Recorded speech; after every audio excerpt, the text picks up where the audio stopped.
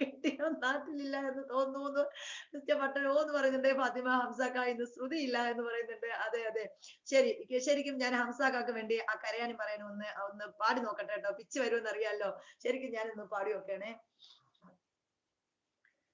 നേരെന്തെന്നറിയാതെ പിഴച്ചു ഞാൻ നടന്നു, നേർവഴി കാട്ടി പിഴവെല്ലാം പൊറുത്തിടണേ.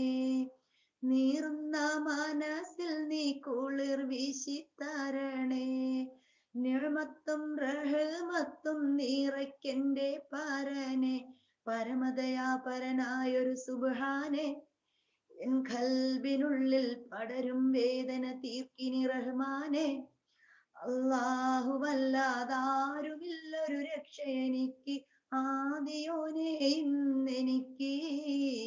കരയാനും പറയാനും മനം തുറന്നിരക്കാനും നീയല്ലാതാരുമില്ല കോനേ.